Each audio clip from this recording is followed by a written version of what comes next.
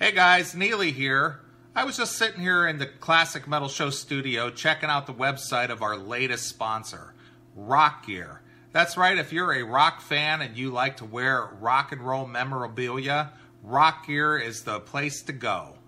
They have a whole line of great merchandise over there that I think that anyone who is a fan of rock would appreciate. They have t-shirts of all your favorite bands, and every product in the store is officially licensed, so while you're shopping for your favorite band t-shirts online, you're supporting the bands. How great is that? And Rock Gear is 100% satisfaction guaranteed. If you're unhappy with any order, for any reason, you just got to contact them. They'll send you a replacement or refund your order. All you have to do is send an email to support@rockgear.store. And not only that, they offer free shipping on all orders in the U.S. over $35. Now, there's a value in itself. And speaking of value, Rock Gear is offering Classic Metal Show fans a 10% discount on your order if you use promo code ClassicMetal. Now, that's badass. So go over there to rockgear.store and make your order today. From the Psycho City release, that is Great White with Old Rose Hotel. That one going out by request to Sal in the chat room. And are you heading out to the XM Hair Nation tour on Monday, Chris? I most certainly am. Are you looking forward to it? I'm looking very forward to getting high with Chips Enough. All right, getting high on a new thing? That's right. I don't know if I'm going to see any of the bands, but I'm sure going to smoke some pot with Enough's Enough. Very nice.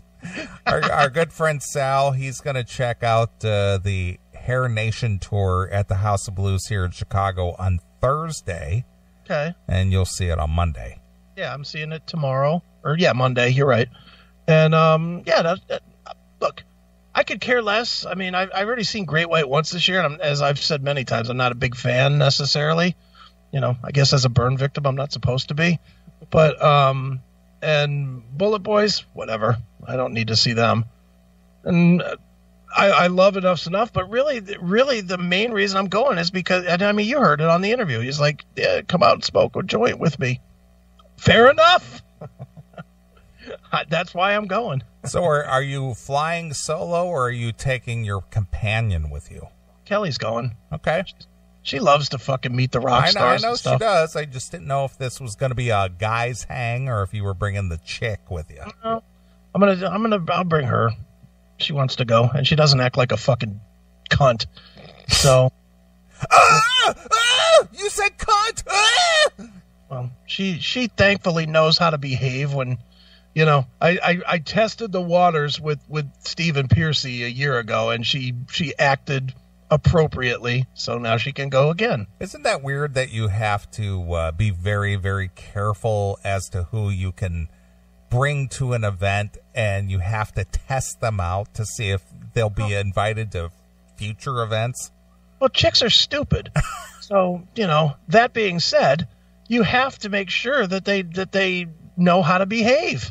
Yeah. I've seen guys do that too backstage. I have too, and they should be thrown the fuck out. Some people just turn into asshole mode for some reason when you're faced with somebody like that. But as somebody, and you do, I mean, you're around a lot of rock stars too, Joe.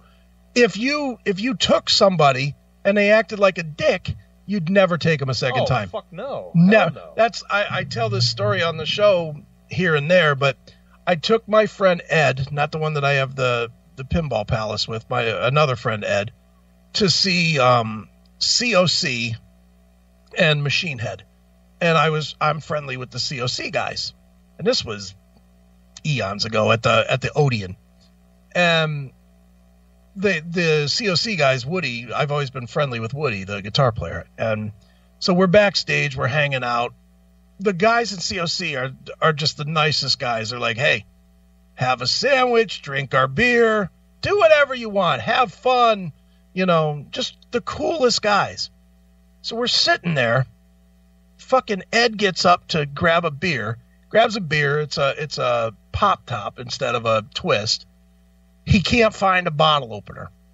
He takes the bottle. He puts it on the edge of Woody's fucking clothing case, which is open. and pops it, and it just sprays all of his goddamn clothes. And they're on the road. It ain't like they got to do. And he punched him how many times? Woody just looked at me. He just stared me with the look of death. And I was like, all right, dude, we got to go. We got to go. And he's like, what? I was like, know what? We got to fucking go. Because the cue. The cue is you just got the look of death, so get the fuck out of here. Kind of lost respect for Woody. He should have punched. Yeah. Well, Woody's, I don't know if you ever met that guy or not. Yeah. He's like the nicest guy in the world, but I just knew that, if I didn't leave that minute, my friendship with the band was probably toast. So out we went. But yeah, and I never took Ed to another show. And that was 20 years ago or whatever now. Ed probably wondered why. Yeah, he's like, I wonder. How come he never calls me anymore? That would be why. And Neeley, you've had that, but with chicks. Yeah, chicks were the worst. I was hanging out with Doc a few years ago, and I took a friend with me, and Dawn was having a little disagreement with our good friend Sean McNabb. Right. And unbeknownst to me, my friend is standing there with her cell phone filming the discussion. And I didn't realize she was doing that. I wasn't paying attention. Yeah. And Sean looks over at her and says, Are you recording this? And this was when Fingers was their tour manager. Yeah, right. And Dawn was like, get that away from her and delete that. And you know how long I've known Don. I've known him almost 25 years. Yeah. And he literally yelled at me, which was the first time he goes, if you can't control your friends, there's no sense in ever coming back here with us ever again. Yeah. That was the end of that. Yep. And then you dumped her. Well, it wasn't a romantic hookup. It was just a friend. Mm. But regardless of that, that was just like, okay, that's the last of that. Sure. Go ahead, Joe. What were you going to say? Oh, so we were climbing on the Testament tour bus at Peabody's. Mm-hmm. I mean, New Order tour, one of his early albums. And this chick could have taken 2 steps and puked in the street. Oh, no. She had to puke all over the fucking steps of the tour bus. God damn it. Dude, I left her around the corner from Peabody's. There was this rusty old gyro stand that was there for 25 years. I left her there and just went home. See ya. I was so pissed. I just left her there. I don't blame you a bit. And were the Testament guys pissed? They were obviously pissed. They were pissed. Did they let you still get on the bus or no? Oh, no, I didn't. I was so mortified. You were like, I grabbed some. See you, Chuck. Don't hit me. I grabbed a roll of paper towels and kind of just swept it out of the bus and left it in the street. And she staggered down to the gyro booth and passed out, and I went home. Oh, so not only are you like losing your cred with the guys in Testament, but now you're dealing with whore puke. Yes, I've lost cred with Testament. I have puke on me, and I'm going home with blue balls. Oh, thanks, honey. You could have probably still fucked her. She's all nice and lubey with the puke. Yeah, exactly. Here, let me add bleach to that otherwise smelly hole in your mouth. Well, I've learned that about the only person that I can take to, an after show thing or hang out is my nephew. Yeah. That's the only person I can trust that isn't going to do something stupid. Mm-hmm. That was the last chick I ever took back to do anything except for my wife now of 15 years. Right. And there was 1 or 2 guys I would take for a backstage meet and greet or something after that. And other than that, I cut everybody off. I was mortified by that. Yeah. I have to have a pretty good idea. And even then, you never know what you're going to get. And Neeley, you can vouch for this one too, because you were there when we were backstage at Van Halen. Yeah. And John was acting like a fucking... Yeah, he was acting like a giddy chick. Yeah, he was acting like a schoolgirl bitch with his... And admittedly, part of that was because he drank that wretched fucking whiskey from Jesse James Dupree. A fucking white he brings out this bottle of whiskey. He's like, this is my what was it? It was something bourbon. Yeah, some awful whiskey. He has his own brand of whiskey? Yeah. It was terrible. It should be called Old Dirt Highway whiskey because it tastes like ass. I tasted some, Chris tasted some, and it was just like, what the fuck is that? It's like turpentine. And we didn't have a choice in tasting it. Jesse came around with a bottle and was handing it to everybody. Here, take a pull, take a pull. You know he distilled it from his own ball sweat and he was laughing at you guys. Dude, it tasted like it. It was fucking wretched. But John, of course, drank 2/3 of the fucking bottle. He's like, hey, it's free whiskey. He had a yeast infection. It was like, it's free whiskey. Well, he got too fucked up, and his favorite band is Van Halen. So come walking out of the bus is Eddie Van Halen. And here comes John fucking in tears fucking crying. And we're just like, I was standing there with this chick, and I was like, really? And she's like, whatever. But he was acting like a little girl. Yeah, we were on the stage, and all of Eddie's guitars were on the stage. Yeah. And you would have thought this guy just came in his pants. Yeah, taking pictures of the stuff. Didn't he steal a guitar pick or something? Well, I'm not sure what he did, but he was just like, oh, I'm like 2 feet from Eddie's guitars.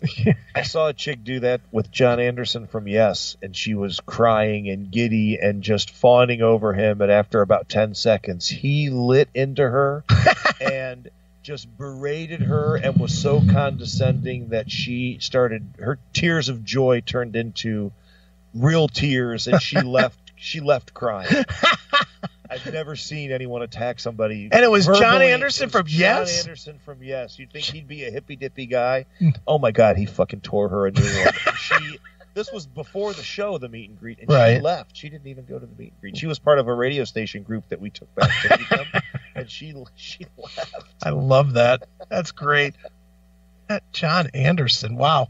Of all the guys, that would be like... He didn't have his backstage face on. He was a real dick. He probably having a bad day, had a fucking migraine, was still out there signing, just didn't have no patience at all for some stupid cunt. With some bitch's tears. Yeah, beat it. Take a roundabout out of the fucking stadium, you bitch.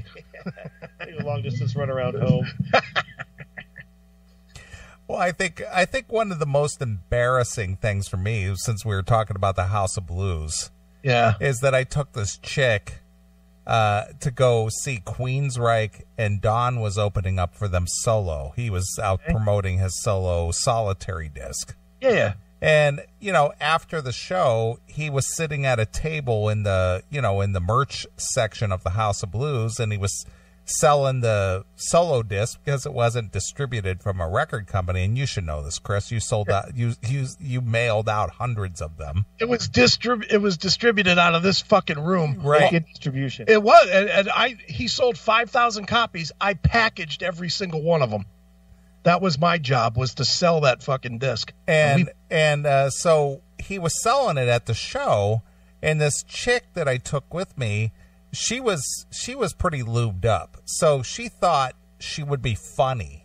And she went to the merch booth and she bought one. And she stood in the autograph line to get him to sign it. And even though we had hung out with Don earlier in the evening in his hotel room, actually she ironed his shirt for him. So she's standing in line like a fan. Gets up to the table. He's sitting at the table signing the discs as people pass through. Because she's so out of her mind, she leans on the table so hard that she pushes the table and pins him against the wall with the table. Sexual assault. Yeah. She pins him against the wall with the table, and he's just like, you are trashed. And I mean, she is just like totally. He goes, Wendell, you need to get your chick under control. This was a different one? This was little Susie. Oh, yeah. And it was just, I mean, it was embarrassing. Did he start dropping the +1 every time for you when he came to town? Why only a +0, Don? Yeah. So, that was just like, okay, that was the end of that. Dude, you know who was embarrassing since we're telling these stories? Rockin' Randy, the first time that he met Sebastian Bach. Oh, yeah. Oh, we were at, that was at the Agora. And we were hanging out and we met Sebastian, and Randy had watched that fucking TV show, whatever that with like Ted Nugent and Scotty Ian, whatever that show was. What was that, Supernova or something like that? It was the Animal, Savage Animal or something. Oh, whatever that show was. I don't remember what it was, but it was all those guys.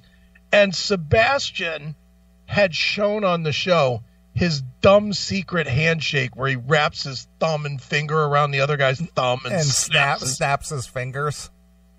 So Randy comes in and Sebastian goes to shake his hand. I shook Sebastian's hand. Hey, how you doing? Randy right behind me is like, hey, Sebastian, how you doing? Sebastian goes to stick his hand out, and Randy grabs it. Whoop! Grabs it and wraps his fingers around his thumb and starts to stand. And Sebastian pulls back. Is like, what the fuck are you doing, man? Starts to put his hand towards his balls. It was like, what the fuck?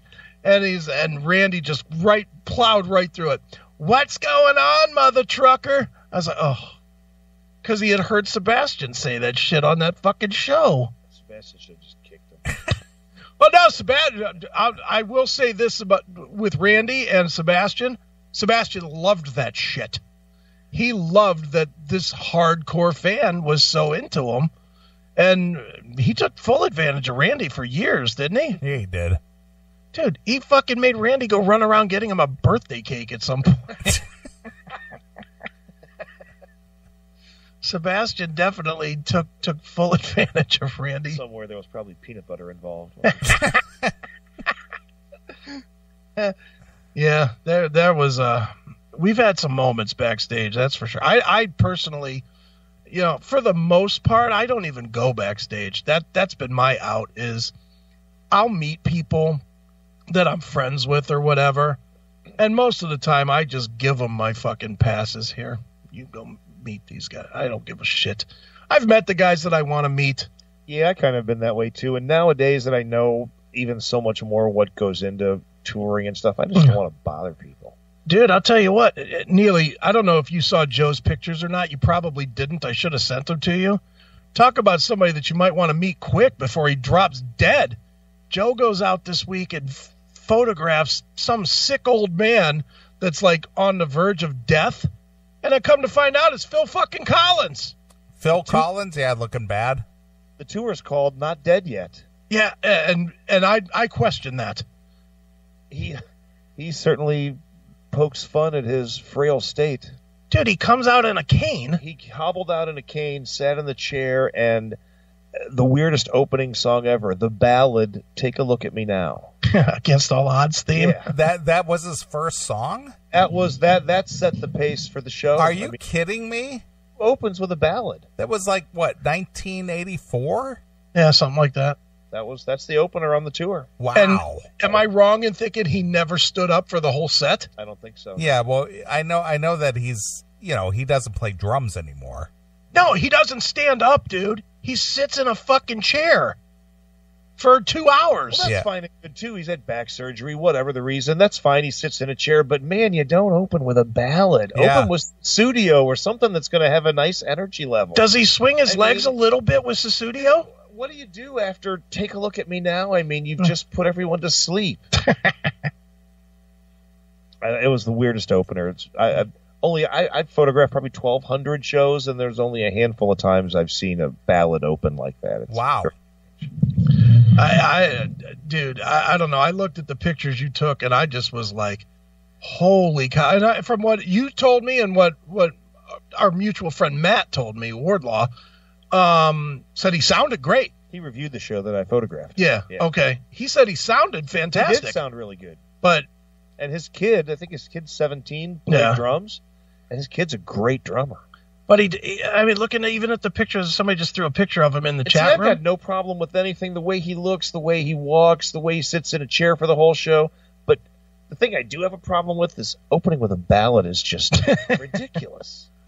I just think if you can't, I'm not going to say that rock stars can't sit down or whatever during a set. It's a long time to stand on your feet. And maybe Barbara Streisand can open with a ballad. Yeah, but not Phil Collins. If you could barely make it halfway across the stage with a cane. Haven't you seen Jack Russell hobble across the stage? And I say the same thing. Retire. Mm-hmm. Yeah. Although Jack is weird because Jack now actually, I saw him a couple months ago at the Roxino, and he does move around. He does. Now, from what I hear, he gets off stage and just fucking collapses. I saw him at Tower City Amphitheater. How many years has that place been closed? Yeah, a while. That was probably 14 years ago when he was hobbling around with a cane. I saw Jack about 6 weeks ago. Okay. And he opened for Dokken. And it's really weird. He'll get out on stage and he'll move around and sing and do his thing. But as soon as he gets off stage, he needs that cane. He doesn't use the cane on stage. He doesn't sit during his set. And he gets out there and does what he has to do. But boy, after the set is over, he's got to use the cane. Nice. Meanwhile, Steve Grimmett can stand for a whole set, for God's sakes, and he's only got one leg. Well, and, I've had a lot of conversations about when should it be time? I mean, you don't see Nolan Ryan playing, baseball at age 60. Yeah. There's a reason. Yeah. But, you see Phil Collins on stage, or, even Phil Collins probably isn't a good example because he still sounds good. Yeah. But people that just totally suck now that go out and do these tours, and tickets are $300. Yeah, it's insane, man. Who wants to see Fleetwood Mac with the dude from Crowded House? Yeah, not me. Crowded House. Yeah. You're going to pay $350 for Fleetwood Mac and you hear a Crowded House song. But I'm going to be honest, I'd have been pissed off if I would have honestly, I'm a Phil Collins fan. I would have been pissed off at that show. Because those tickets weren't cheap either. Those were like $175, $180 a pop. But he still sounded good, so why would you be pissed? Because he didn't dance around? Because I could watch a DVD for $12. You could do that with any band. I agree. The thing I'm paying for is the live element of it. That's barely a live element that you got. He's singing. If you're not, maybe Paula Abdul, you're not paying for a live element. I just want to see him move around a little bit. He's supposed to be a rock star, not my fucking almost dead grandfather. Well, speaking of that, it's a show that you and I attended, Chris. We went to see Journey. Steve Augeri was fronting the band at the time, and the guy from the Babies. John Waite. Yeah, John Waite. So it was John Waite, Peter Frampton, and Journey. Mm-hmm. And we saw them at the Cleveland Convocation Center or something? Yeah, and they pulled the curtain like 2/3 of the way up. Yeah, and even Peter Frampton looked like a grandpa. Peter Frampton looks old. Yeah. I saw B.B. King live about 3 or 4 times in my life, and every time he sat in the chair for the entire show, and it was great. See, I'd be bummed. I'd be like, dude, get up. Come on, do something. Dude, the magic isn't him standing up. It's what he does with the guitar. I'd be like, BB, the thrill is gone. Get up. The thrill wasn't gone. I mean, Peter Frampton sounded good and he played well, but he looked like a grandpa. He had like the grandpa glasses on, and he was wearing like this V-neck undershirt, and it looked like he just rolled out of bed to come out there and play. And it was just like, what the hell are you doing? Right. Yeah, some of these guys, and Frampton still sounds good. If you like Frampton, he still sounds like Peter Frampton. Not that voice is incredibly hard, but, Yeah, he's not doing a 10-octave vocal range on any of those. No, and to be honest, he's only playing like 30 minutes because he's everybody's opener. I don't think he plays headline shows, does he? I don't know. Does Peter Frampton headline? Every time I've seen Frampton, it's always been in a package. And he's always been the opener, right? Well, he's either been like, the opener or just part of the package. Mm. He's done a lot of albums, though. He's done enough albums he could headline. Oh, he's done enough albums, but he's only had the one hit. But that double live album, that was a double album. Yeah, well, that don't mean anything. He could just play that. Hootie and the Blowfish sold fucking 15 million copies of that first record either, and they ain't headlining anywhere. I think Frampton could headline a club, but I don't think Frampton could even headline like Nautica. I was going to say, he could probably do Nautica. As a headliner? Well, that's where I saw him. I saw him at Nautica with Robin Trower. It was Peter Frampton, Robin Trower, and I'm trying to think who else, but it was 3 guitarist guys. And who was the headliner? It wasn't Frampton. I'm thinking. Wow. Robin Trower headlined? No, he didn't headline. I think Trower opened and Frampton played, and then it was somebody else. Was it like Satriani or Stevie Ray Vaughan or something? It was back in the mid '90s. Let me look this up here. Peter Frampton, Robin Trower. Let me see what I can find here. Peter Frampton. It would have had to have been Satriani or Steve Vai or something. It would have to be Eric Johnson or something. I just saw Eric Johnson at House of Blues. This was like 93 or 94, somewhere around there. Well, let's see. Not coming up with anything here. 19, let's see. 1993. Not a damn thing. Maybe you caught a one-off. No, it was not at Nautica though. Well, let's put in Nautica. See, I'm just going to get a picture of them in a boat.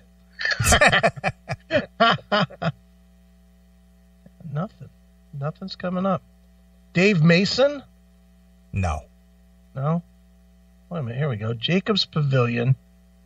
Is this? Oh, that's 2013. No. That wasn't called Jacobs Pavilion back then. I'm surprised that Frampton wouldn't have been a headliner, especially back then. What would he play? He'd play "It's a Plain Shame." He'd play "Do You Feel?" Yeah, but he could do like a 20-minute version what's of that. the other song? That takes up a bunch. Yeah, "Baby, I Love Your Way." Yeah. Is there more? I think there's one. Lying. More. I'm in You. Is that one of them? You're in me. I'm in you. Yeah, that's that shit song. Okay, you can do a 30-minute version of "Do You Feel?" Like we did. With guests and everything. Reprise for the encore of that song. Right. Get him and Meatloaf together. You can play 8 songs and cover 4 hours. Yeah, he can do "Bad Out of Hell" 1 through 24. Yeah, I'm not finding it, dude. Nothing. Well, I was there. I'm sure you were. I'm not saying it didn't happen. I'm just saying that it was such an overwhelmingly popular tour that it didn't make Google. So therefore, I'm thinking it was not a sold out show. No, it was just a summertime show. Yeah. You're sure Frampton wasn't the headliner? He could have been. It's been so long, I can't hardly remember. I mean, Frampton would definitely headline over Robin Trower. Yeah. And was it maybe like Johnny Winter as the opener or something? John Fogerty or something, maybe? Or... No, it wasn't John Fogerty. I can tell you that. How about Johnny Winter? Nope. Winter wouldn't headline over Frampton. No, I'm saying Johnny Winter would open. Yeah. John Fogerty would headline. I don't know. Whatever. Who cares? It's not like we're buying tickets to the Wayback Machine to go fucking see this show. So, whatever. We've wasted 10 minutes trying to find this fucking non-existent show from 25 years ago. Need a Peter Frampton hologram tour. And where's our Peter Frampton expert to call in? Oh, that's right. You called him a dick and he hung up. Yeah, pal. He probably had knowledge on this fucking topic. Why'd you hang up on me, dick? Yeah, dick. Yeah, I wasn't on topic and you hung up on me. Yeah, dick. Hitler. I'm gonna call back so you can do it again. Hitler. But seriously, what do you think about the Kiss tour? I love that you've just gotten sick of the people now. I love that. Just stay on topic. If you got something to add, great, add. Yeah. But if it's just like, hey, what do you think about the Kiss tour, man? Don't just randomly call up. You know, if we had call screeners, you'd never get through. This was July 3rd, 1994, Nautica stage. All right, let's see. Let's look that up. Nautica. How do you know the date? You have a ticket stub? No, I'm looking at the website or the website here. What website? The what is this? Santana? Setlist.fm? No, it's the Trower touring history. So does it say who the headliner was? Nautica stage, let's see, blah, blah, blah. 3,500 capacity at the time. The show was sold out. Trower and band played about an hour, and during his headline set, Peter Frampton remarked that he'd watched part of Trower's show, and it was fantastic. Wow. So during his headline set, so Frampton headlined. Yep. Legendary drummer Jerry Shirley, Humble Pie, was living in Cleveland at the time, working as a DJ at the local classic rock station. Before he started living in Cleveland in the jail. And he also attended the show. He later commented several times during his radio show that Trower really smoked that night in Cleveland. Wow. So that's when it was. It was July 3rd of 1994. He wasn't good to Jerry Shirley. Yeah, just like he smoked those donors out of money. Yeah. That was a wild story, man. What a douche. We talked about that on the show. Did we talk to Charlie Hoon about that? Yeah, Charlie Hugh. He played drums on the second Fastway album. Shirley did? Yeah, All Fired Up. Nice. That's a great album. Yeah. I don't know if he played on the first one or not. What is it with drummers getting into legal trouble? Him, Dave Holland? Jesus Christ. Squirting in the arm. So Jerry Shirley was going to do more than 30 days in the hole, and he left the country. And now he's doing, 30 years in the hole? Oh, he's out of the country? Yeah, he left the country. Oh, I didn't realize he left I thought he was in jail.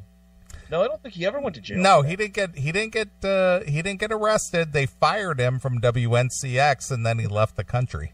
I think somebody paid the money back.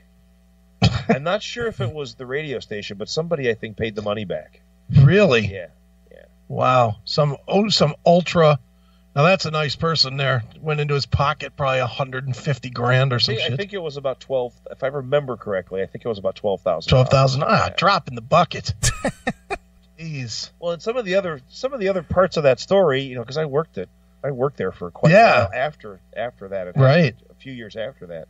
Some of the things I heard were pretty bizarre. Like? And that, he lived in this trailer for 30 days. Yeah, okay. He did. Well, he did that on a couple of years.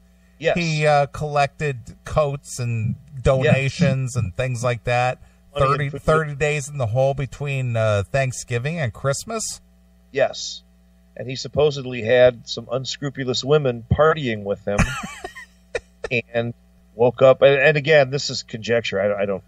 I wasn't there, so I don't know if this is true, but he woke up sans clothing with words written on his body, with a Sharpie. And they supposedly took off with clothing and money and donations. Nice. Living that rock star life. 30 days in the hole, all right. Jesus Christ. That's a good one. Well, we had former Victory singer and Ted Nugent singer and current Foghat singer, Charlie Hoon, on the show. Mm-hmm. And we talked to him about that. Yeah. And he really didn't really want to comment much on it. For obvious reasons. Yeah. How is Foghat still even a band? Is there even an original member in the band? Yeah, it's the drummer, Roger Earl. Oh, okay. Yeah. I think that's the same with Kansas. The only original member is the drummer. Yeah, same with Rat. Bobby. Never mind. Same with a lot of these bands. There should be an unwritten rule that if you have only the drummer, you shouldn't be able to use the name. Unless he wrote all the songs. How often is that? Yeah, Rush. Yeah, even Rush. I mean, could you have Rush without Geddy Lee? No. I think you might be able to swing Rush without Alex Lifeson. Maybe. No. I mean, it would be tough. But you can't have Rush without Geddy Lee, and you can't have Rush without Neil. Even though you did have Rush without Neil for a minute, didn't you? I think Geddy and Alex should do solo albums. They should tour together on their solo albums. Each do a set, and then come out at the end and do a good half hour of Rush jams. See, they could still play big places. I think it'd be funny if they did an album, but they just got some hack drummer. It'd be like the White Stripes. Yeah, or somebody like that fucking plays like one tom, going from a 600-piece set to a 4-piece set. Be great. Some guy that played fucking in the 50s or something on his Beatles kit. Ringo Starr, new drummer of fucking Rush. Ringo Ringo Starr. And friends. And friends. His friends are good. His all-star band is great. Yeah, that's a cool project. Steve Lukather and Todd Rundgren, and it's a great band. Well, I mean, dude, the ironic thing is, even though he's the laughingstock of the Beatles, he's still a Beatle. Yeah. Which is still more important than anybody else he can possibly. That's the weirdest thing. He's probably, at every show he's ever played ever, he's probably been the least talented guy on the stage. And yet, there's not a musician on this planet that wouldn't want to play with him. Mm-hmm. Because he was in the Beatles. Dude, that's like that thing, you know, meeting a Beatle. Meeting him or Paul McCartney would be like it. Dude, just photographing both of them was huge. Yeah. And I'm not even big Beatles fan. Yeah. But photographing them was just gigantic because you know the history. Who's bigger? Yeah. Who's bigger? Yeah. And you photographed Paul McCartney, right? Twice. Yeah. I mean, fuck. Where do you go from that? Mm-hmm. You know, I mean, who's even? I don't know that there's anybody even in the same conversation. What? Stones? Elton John. Elton John. Yeah. Elton John's a couple steps down from the Beatles. Stones, maybe. Michael maybe. Jackson. The Who. Even the Who, that's a step down. I think the Stones are a step down. What about Michael Jackson? That'd be a big step up now. Just as far as sheer star power and sales. Yeah, Jackson would probably be Elvis, but obviously Elvis, yeah. You know, but that's it. Yeah. Of all time. And you photographed, you son of a bitch. and dude, he came out at age 71 or 72 and played for 3 hours nonstop. Yeah. Hopefully he didn't play any new music. And he sounded great. He didn't play any new music, did he? Yeah, I think so. But then I go to House of Blues and I see these, 20-something bands, these emo bands that come out and do 70 minutes and think they're doing you a favor. Right, exactly. And half the time it's lip sync. And Paul is out there for 3 hours. Yeah, or comeback tours from bands that should have never been in the first place. Hey, look who it is. It's the return of Seven Mary 3. Yeah. It's like, stop. Bang Tango. Come on now. I like Bang Tango. God, I hate them. I like me some Bang Tango. When I was religious, I used to pray to Jesus for their death. Jeez. All right, on that note, let's get out of here. All right. Well, I think the most appropriate way to leave the show tonight, before we do that, I want to thank our good friend. Even before we do that, Joe, plug your shit. Oh. For God's sake, Joe actually has a reason to be here. Well, I know. I was just leading up to that. Okay. So you just prematurely ejaculated all over my plug. Yeah, pal. So I was going to say, before we do that, I want to thank our good friend, Joe Kleon, photographer in Cleveland. So, Joe, go right ahead. I have an art gallery exhibit. The second year we're doing it November 9th through the 11th at the Loftworks Gallery in Cleveland. 40th and Payne. It's not far from downtown. It's a great gallery, and I'll be doing it with Anastasia Pantios, who is also a very well-known Cleveland concert photographer.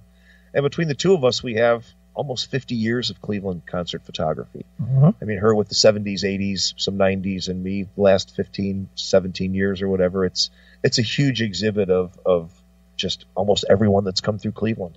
Yeah. And 3 days only. We've got Carlos Jones, who's a very popular reggae performer, playing at the gallery on Saturday the 10th. And then some members of Wish You Were Here will be doing some acoustic stuff at the gallery on the 11th. So live music, hundreds and hundreds of photos, and great way to get Christmas shopping done early. Yeah, I went last year, and on my wall in there is my big Roger Waters, which is such a fucking amazing shot. There's a giant Roger Waters canvas in there from the last show. I made a purchase and purchased myself a Roger. Of course, I got it at a discount. Friends and family discount. Friends and family. But yeah, that's an awesome shot, and I hate that somebody else. This is me being the jealous douche that I am. Somebody else posted a picture of they bought one from you as well. I don't think it was the canvas. I think it was just the photo, but they put up on their wall. And when I saw it, like they tagged you, so it came across my Facebook, and I was like, "Motherfuck! I bought that." You should have posted, "Mine's bigger. Mine's better, man.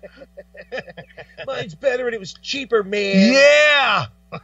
Fuck you. May have been cheaper, but it is the centerpiece of my living room these days. That's how I knew I was at the right house. I looked in the window and saw Big Roger staring back at me. You're like, "Yeah, I took that picture. This must be the house I'm breaking into." And you got a website there, Joe?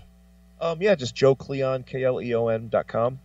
or you can find me on Facebook. A lot of photos. I post most of my stuff on Facebook. All right. Yep. If you go to the website, joekleon.com, there's an image archive section, and there's about 950 concert galleries. Yeah, there's a zillion pictures on that I site. spent putting those up. I'm going to want that time back when I'm about 80. Excellent. There's almost 1,000 concert galleries. All right. Well, anyway, it's been a good show. It went fast. Appreciate the backward masking segment we did here, Joe. And now I'm going to have nightmares. Well, I hope you guys enjoyed it. And thank you very much for having me on. It's always fun to come down to the show. I appreciate it. And it was a lot of fun. And Bill Lewis said to Jerry Shirley when they found out that money was missing, he said, "I'm on to you." So we're going to end the show with some Hurricane. It's "I'm On to You," featuring the lead vocalist of Foreigner. Yeah. What's his name? Kelly Hansen. Kelly Hansen. So here it is. It's Hurricane. We're going to get out of here. This is Neeley, along with my very good friend and partner, Chris Egan. and Joe Kleon, and we'll see you next week. My kids. Hey, everybody, listen up. This is Kelly Hansen from Hurricane, and you're with the guy with the biggest, largest ears in the business, Neeley, on the Classic Metal Show. Hey, it's Chris Aiken from the Classic Metal Show. We have tons of friends that are musicians, and what they care about most is their gear. If you are a gearhead, then you need to be shopping at Amplified Parts. They have everything from amplifier parts to speakers to effects pedals and more, with some of the best prices out there today. Visit them online at amplifiedparts.com or give them a call at 480-296-0890 and let them fill all of your gear needs today. When your gear is important, only shop with the best, Amplified Parts.